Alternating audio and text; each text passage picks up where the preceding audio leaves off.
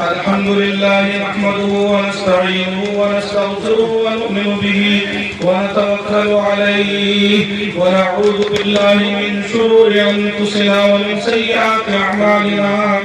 من يهده الله فلا مضل له ومن يضلل فلا هادي له ونشهد أن لا إله إلا الله وحده لا شريك له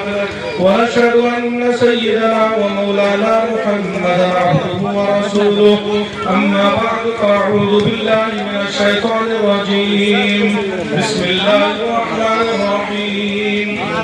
بزرگان محترم معزز دینی بھائیوں نکاح سے پہلے چند منٹ نکاح سے متعلق کچھ باتیں عرض کرنی ہے کان کھول کر کے دھیان سے سبھی حضرات سن لیجئے کہ نکاح کے اندر میں دو چیزیں بہت ضروری اور انتہائی اہم ہیں ایک تو لڑکا لڑکی کا ایجاب و قبول دونوں کہے کہ میں نے قبول کیا دوسرا دو گواہ کی موجودگی دو گواہ نے سنا یہ دونوں چیزیں ضروری ہیں نکاح کے اندر میں اور کچھ چیزیں اس کے اندر میں سنت ہے خطبہ نکاح کا پڑھانا ولیمہ کا ہونا یہ چند چیزیں ہیں جو اس کے اندر میں سنت کے درجہ رکھتا ہے باقی چیزیں جتنا دیکھ رہے ہیں یہ بھیڑ یہ خلاف سنت ہے یہ سب خلاف سنت ہے یہ جتنا بھی دیکھ رہے سارا کا سارا شریعت کے خلاف ہے سنت کے خلاف ہے مکہ کے 13 سال کی زندگی اور مدینہ کے 10 سال کی زندگی میں کبھی پنڈال نہیں لگا کسی کے نکاح 10 لاکھ حدیثیں موجود ہیں آپ صلی اللہ علیہ وسلم کی تقریباً 6,500 قرآن کی آیتیں ہیں کوئی ثابت کر کے دکھائے کہ 23 سال کی مدت میں رسول اللہ صلی اللہ علیہ وسلم نے کسی صحابی کی نکاح میں کہا ہو کہ 1.5 آدمی باراتی بھی جانا چاہیے کسی صحابی کی نکاح میں آپ نے کہا ہو کہ 1.5 آدمی بارات ہونا چاہیے پنڈال لگنا چاہیے پٹاخے پھوٹنا چاہیے اسکارپیو جانا چاہیے یہ سارا کا سارا فضول ہے یہ سب مشکلات ہیں بھائی جس کے پاس انتظام ہو تو کر لیتے ہیں لیکن جن کے پاس نہیں ہے انتظام ایسے لوگ اکثر ہیں کہ بیٹی کی عمر 20 سال 25 سال 30 سال کی عمر ہو گئی ہے انتظام نہیں ہو پا رہا ہے تو رات پر غریب ماں باپ کو نیند نہیں آ رہی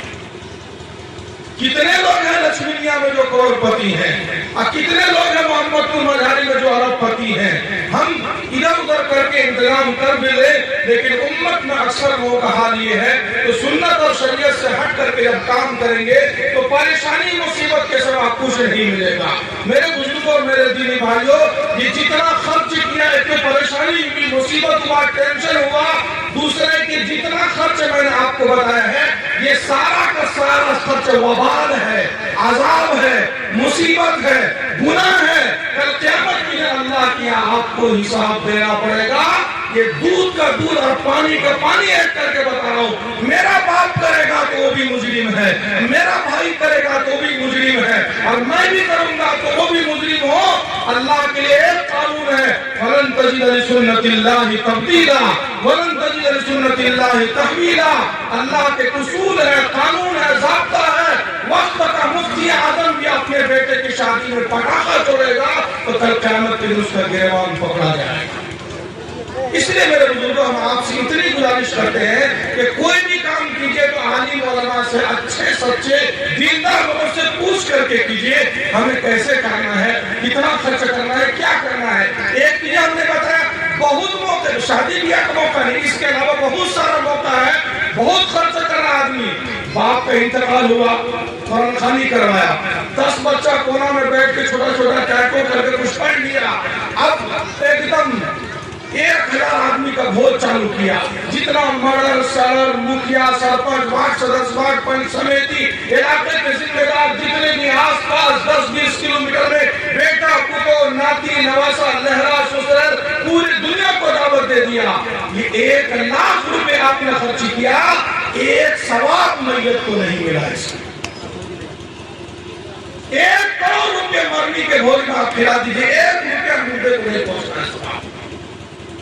رسول اللہ صلی اللہ علیہ وسلم نے 23 سال کی مدت میں کبھی کیا حضور صلی اللہ علیہ وسلم کے انتقال کے بعد کسی صحابی نے کیا قرآن خوانی؟ کسی صحابی کے انتقال پر کسی صحابی نے قرآن خوانی کیا؟ میں چیلنج کے اندر میں کہہ رہا ہوں 1400 سال میں جتنی کتابیں اس دنیا میں لکھی گئی ہے کسی نے ماں کا دودھ پیا ہے تو مجھے دکھا دے کہ قرآن خوانی کا جو طریقہ ہے وہ طریقہ اسلام سے ثابت ہے۔ بہت کچھ خرچ ہو رہا ہے لیکن بہت خرچ ہو رہا ہے، ایک ثواب۔ اچھا ہمارے بھی ایک ڈاکٹر صاحب سٹی کا لا کے ملے، ایک آدمی کا ابا کا انتقال ہوا، میں نے کہا کہ بابو مدرسے میں کچھ دے دو، مسجد میں کچھ دے دو، قرآن دے دو، 2 بوری سیمنٹ دے دو، کہیں ایمپلیفائر لگا دو، غریب کے بچہ کا علاج چل رہا اس میں کچھ پیسہ دو، 1 روپیہ کہیں نہیں دیا، تقریباً 20-30 ہزار روپے بھوج کر کے لوگوں کو کھلا دیا۔ ملا کچھ اس کے باپ کو؟ کچھ نہیں ملا میرے بزرگوں۔ تو شادی کا موقع ہو کہ خوشی کا موقع ہو کہ غمی کا موقع ہو کہ جنازے کا موقع ہو، عالم علماء سے پوچھ لیجئے ہم کیا خرچ کریں گے کہ خرچ پر ہم کو ثواب ملے گا، ورنہ کتنوں لمبا قرآن خوانی کر دیجئے، محمد رسول اللہ صلی اللہ علیہ وسلم کے طریقے کے خلاف قرآن خوانی کریے گا اور آقا کے طریقے کے خلاف شادی بیاہ کیجیے گا تو آپ کو کچھ نہیں ملے گا۔ اتنا کھل کے اس لیے بول رہا ہوں کہ لکشمیا کے لوگ جتنے ہیں اکثر مجھے جاننے والے ہیں اور ادھر والے جتنے ہیں، میں ادھر سے بھی ہوں ادھر سے بھی ہوں، نہ ادھر کا انجانا ہوں نہ ادھر کا انجانا ہوں، دونوں طرف سے میں بول رہا ہوں، اپنے گھر والوں میں، اپنے بیچ میں، اپنے لوگوں کے درمیان میں بول رہا ہوں۔ اپنوں کے بیچ میں کھل کے نہیں بولے گا تو آدمی کس کے بیچ کے اندر میں کھل کر کے بولے گا؟ اس لیے میرے بزرگوں ایک بات تو یہ آپ سے کرنی ہے، دوسری بات آپ سے عرض کرنی ہے کہ شادی کے متعلق ہے کیا؟ اب ذہن میں سوال پیدا ہوگا کہ پھر آپ ہی بتائیں کہ شادی کیسے کریں کہ ثواب بھی مل جائے، سنت بھی ادا ہو جائے، کم خرچ بھی ہو، اور آپ کو آدمی پوچھے مجھ سے ہم کو اتنا ہم فاتحہ نہیں پڑھنا جانتے ہیں، سیدھا سیدھا اسے بتائیے کہ رسول اللہ صلی اللہ علیہ وسلم ہم کو شادی کیسے کرنے کے لیے کہا؟ سب کے ذہن میں سوال پیدا ہو رہا ہے نا، کیسے ہم شادی کیا کریں؟ اپنا کرے، بیٹا کا کرے، بیٹی کا کرے، بھتیجا کرے، پوتا کرے، کیسے کریں ہم شادی؟ ہم کو صحیح سے صاف صاف لفظوں بتا دیجئے، اس کو آسانی سے سن لیجئے۔ لڑکا لڑکی کا جب آپ انتخاب کرنے کے لیے جائیں تو 4 چیزیں انسان دیکھتا ہے۔ آپ علیہ السلام نے فرمایا تنکح المرأة لأربع، کہ 4 چیزوں کو دیکھ کر کے دنیا والے نکاح کرتے ہیں، بیاہ کرتے ہیں، شادی کرتے ہیں۔ لمالہا، کسی کو دیکھ کر کے، مال کو دیکھ کر کے، لمالہا، دنیا کا اکثر آدمی پیسہ کو دیکھتا ہے، مال کو دیکھتا ہے، تلک کو دیکھتا ہے، جہیز کو دیکھتا ہے، موٹر سائیکل کو، دھن کو، دولت کو۔ 1 نمبر تو آپ نے فرمایا بہت سارے اللہ کے نافرمان گستاخ بدنصیب لوگ ہیں جو پیسہ کو، کیش کو اور مال کو بنیاد بنا کر کے رشتہ قائم کرتے ہیں۔ دوسرا نمبر آپ نے فرمایا ولی جمالہا، اس کو دیکھ کر کے، جمال کو دیکھ کے، چمک دمک کو دیکھ کر کے، رنگ ٹیپ کو دیکھ کر کے، خوبصورتی کو دیکھ کر کے، حسن و جمال کو دیکھ کر کے۔ حسن و جمال کے بارے میں انگریزی زبان میں خوب اچھے طریقے سے سمجھایا گیا کہ حسن و گوراپن، خوبصورتی انسان کے جسم میں اتنا ہی ویٹ وزن ہے جس کے بارے میں انگریزی زبان میں کہا گیا just is deep of skin، جتنے چمڑے کی گہرائی ہے انسان کے بدن کے اندر میں، چمڑی کھال کی موٹائی کتنی ہے، یہ چمڑی نہ کالا گورا ہوتا ہے، اس چمڑی کے نیچے میں آگے جتنا یہ چمڑی کی موٹائی ہے اتنا ہی انسان کے بدن میں گورا پن ہوتا ہے، جتنا یہ کھال کی موٹائی ہے اتنا ہی انسان کالا ہوتا ہے۔ کالے گورے کی انسان کے جسم میں فرق کیا ہے؟ ایک کا چمڑی گورا ہے، ایک کا چمڑی کالا ہے، اس کے علاوہ کوئی فرق؟ تو انگریزی زبان میں کہا گیا just is deep of skin، جتنی چمڑے کی گہرائی ہے اتنا ہی کالا پن، گورے پن کی گہرائی انسان کے جسم میں ہوتا ہے۔ تو آپ نے فرمایا ولی جمالہا، کچھ لوگ دنیا میں حسن و جمال کو دیکھ کر کے شادی رشتہ نکاح شادی بیاہ قائم کرتے ہیں۔ تیسری چیز آپ نے فرمائی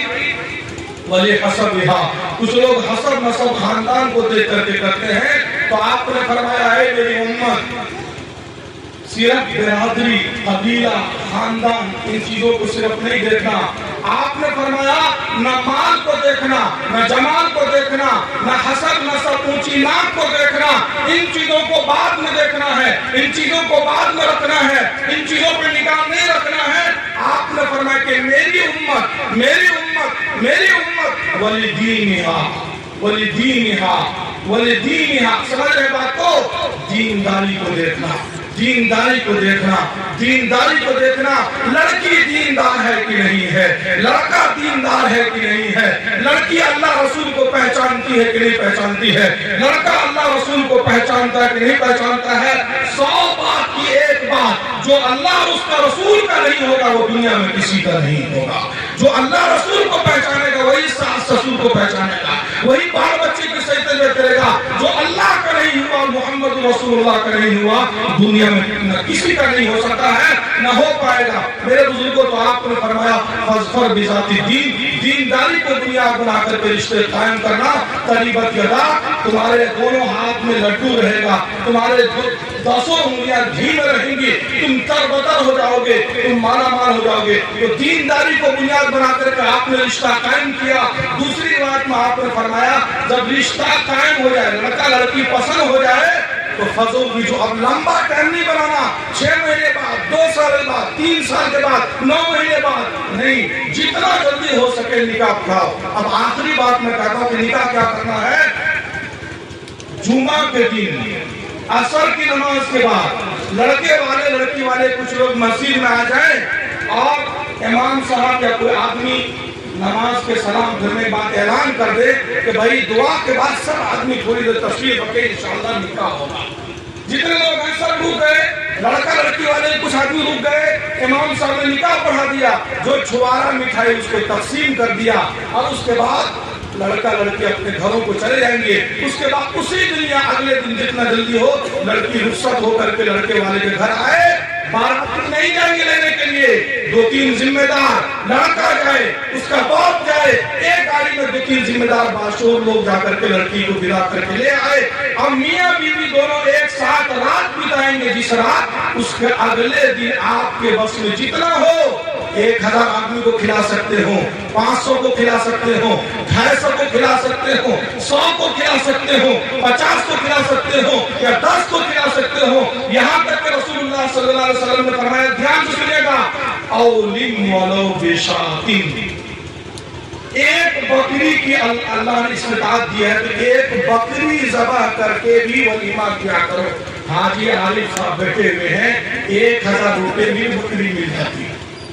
مل جاتی کہ نہیں مل جاتی ہے؟ 1200 میں بھی بکری مل جاتی ہے، 1500 میں بھی بکری مل جاتی ہے۔ رسول اللہ صلی اللہ علیہ وسلم نے کھسی نہیں کہا، پٹیا نہیں کہا، چھاگر نہیں کہا، گائے نہیں کہا، بھینس نہیں کہا، اونٹ نہیں کہا، آخری درجہ کہا کہ میری امت اولم ولو بشاتن، ایک بکری، چاہے بڑھیا بکری ہو، بہلا بکری ہو، یا جو بھی بکری ہو، کچھ بھی نہیں ہے، 1000 اگر 1200 روپے کی بکری مل جائے تو بکری کو ذبح کر کے چولہے پر پکا کر کے 2 کلو چاول بنا کر کے کھلا دو، محمد رسول اللہ قبر میں خوش ہو جائے، آقا کی سنت زندہ ہو گئے۔ یہ ہے ولیمہ، یہ ہے سادگی اور سنت کے مطابق کریں گے، اس کے مطابق کام انشاءاللہ اس کے طریقے سے کریں گے تو انشاءاللہ آنے والی نسلیں خوش ہوں گی، گھر آباد ہوگا، اور شادی اور خانہ آبادی کے نام سے جو الفاظ سنتے ہیں وہ صحیح معنی میں ثابت ہوگا۔ اللہ سے دعا فرمائے، اللہ عمل کی توفیق عطا فرمائے، آمین۔ وآخر دعوانا الحمدللہ رب العالمین۔